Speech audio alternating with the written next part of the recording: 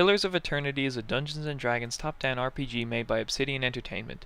It is a spiritual successor to Baldur's Gate that reached 4 times the amount initially requested on Kickstarter, but unlike the never-ending sea of disappointments that emerged from Kickstarter, Pillars of Eternity delivered in being a game worthy of the time and money of dedicated fans of previous D&D RPG games. The game is about building a formidable team throughout your travels to take on every type of monster one could imagine. During the game you traverse through a plethora of settings, meeting a host of different characters from all walks of life. The game offers the option of creating every member of your team or recruiting core NPCs throughout the story mode. It can seem daunting initially with this incredibly in-depth character creation, but this is typical of games from this genre, and it shows that Obsidian were clearly marketing the game towards hardcore fans of previous games, as opposed to newcomers to the genre. Though that being said, newcomers aren't thrown into the deep end either, and are offered help with core mechanics of the game, and in the character creation they offer help in the form of highlighting which statistics are most useful. The combat system is perhaps where the game differs from most other recent top-down RPGs, as the game encourages you to pause frequently during combat to assess the situation and plan out which character should do what.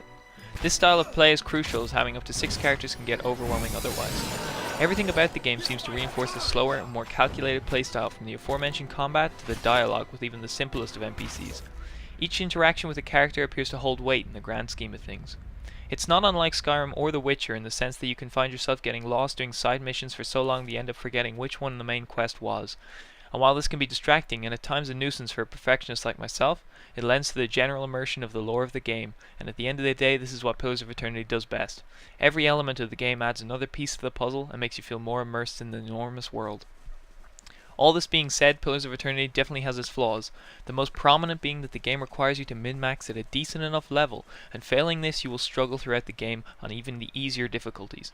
If you fail to see that one of your attributes provided is far better suited for your character than others, or that one of your spells is a necessity, this can seriously hinder your experience in the game, both by making small encounters too time consuming and by making boss fights impossible. The fix to this is that the game offers a complete reroll of your character at any point, but this tends to break away from the immersion, especially if you have to change something that previously you thought was a key part of your character's personality. The game also limits the creativity you can have when making your characters in the first place. While I can fully sympathize with Obsidian in regards to the effort it would require to please everyone, there are certain limitations in the character creation that shouldn't be there. In a game centered around the idea of adventuring through a mythical land being everyone's hero, more customization should be available. And this comes back to the game forcing the right build on you. At times it seems as though you have to comply with the meta or suffer for it. And while I'm not suggesting frontline tank wizards is a viable option, I think high DPS melee rangers shouldn't be a stretch. In order to truly maximize your damage as a team, you end up having tanks that can do nothing else, and a backline of gun-wielding DPSers that might as well not have a class, because that just gets in the way of them shooting everything in the face with a blunderbuss.